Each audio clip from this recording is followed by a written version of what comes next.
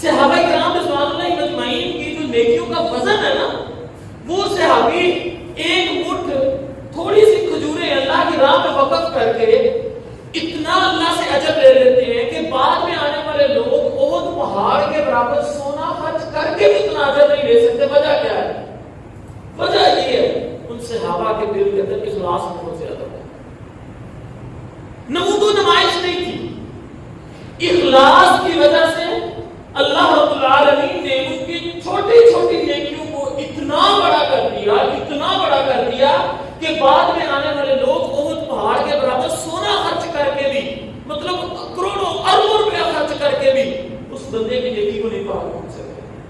اللہ کے نبی صلی اللہ علیہ وسلم نے اخلاص کے ساتھ کی ہوئی نیکی کے بارے میں بیان کرتے ہوئے فرمایا، جب کوئی بندہ اخلاص کے ساتھ خالصتاً اللہ کو راضی کرنے کے لیے نیکی کرتا ہے نا، وہ چھوٹی سی بھی نیکی ہو، اللہ اس نیکی کو اپنے داہنے ہاتھ سے لیتا ہے، اس نیکی کو اپنے داہنے ہاتھ سے لے کر اپنے پاس رکھ لیتا ہے، اس کو پالتا جیسے ہم اپنے جانور کے بچے کو بڑے پیار سے محبت سے پالتے ہیں،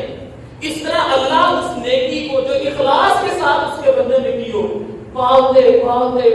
اتنا بڑا کر دیتا ہے کہ تہامہ پہاڑ کی طرح وہ نیکی بن جاتی ہے۔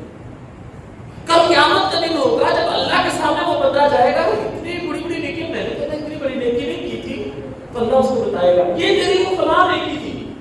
تو نے اتنی اخلاص کے ساتھ کی کہ میں نے اس کو اپنے پاس رکھ کے پال کے اتنا بڑا کر دیا۔ یہ اخلاص کا وزن ہے، اور اگر اخلاص نہیں، وہ پہاڑ کے برابر سونا خرچ کر کے بھی